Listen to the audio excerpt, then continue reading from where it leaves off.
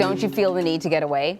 Well, in Travel Watch, summer travel is up, of course. Gas prices are rising, and so are the number of complaints over travel fees. Travelers are paying between $20 and $90 a night for fees that include access to several amenities on the property.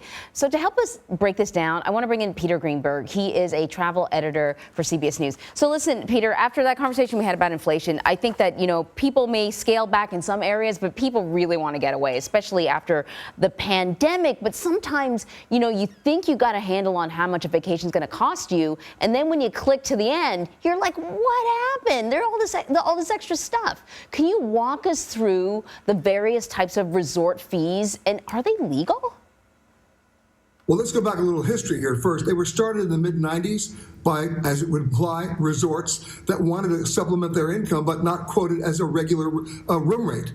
And it ranged, as you said, from $20 to $90 a night, and included things like a beach towel or maybe a chair at the pool or a free bottle of water, free in quotes, or even a daily newspaper. The problem was that many hotels didn't disclose those resort fees when people made their reservations. They didn't disclose them when they checked in. The only time people found out about it was when they got their bill, and there was serious sticker shock. So it was one of the largest sources of traveler complaints for years. Finally, in 2012, the Federal Trade Commission warned 22 major hotels and chains that they were basically guilty of something called drip pricing, failure to disclose, lack of transparency, and warned that they might take action. Well, they didn't take action, and then everybody started charging resort fees, including city hotels and urban hotels that had nothing to do with even being a resort. Finally, in 2019, every state attorney general launched investigations, and two of them, one in Pennsylvania and one in the District of Columbia, actually sued Marriott and a number of other hotels, claiming the exact same thing. Finally, again, I keep saying finally, but last November, there was a settlement reached with the Pennsylvania State Attorney General and Marriott, and the settlement basically said Marriott admitted no wrongdoing, but said that from now on they would fully disclose the actual resort fee in the same typeface and font and on the same page that they actually quoted their room rate. So that's where we are right now.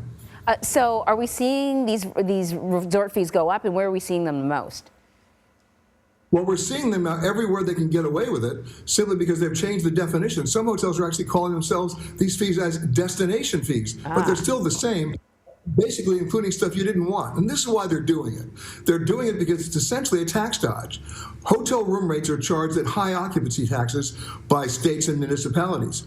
But a resort fee is not a room rate. It gets charged at a regular sales tax rate. So if you look at the percentages, the hotel actually keeps more money from the resort fee than they do from the room rate as a percentage. And that's why they're doing it. They're not trying to be competitive on rate. They're just trying to get some more money. Okay, really quickly, Peter, how can we avoid these? Well, the fact that we have a resolution in the Pennsylvania case doesn't mean that the issue is over. It just means that consumers need to have a conversation, not online, with their hotels, and everything is negotiable. You don't need the bottle of water. You don't need the free parking. You don't need the beach towel. And guess what? If we vote with our wallets, in many cases, you get a much more reasonable a la carte room rate than sticker shock at the end. I love that, Peter. Thank you very much.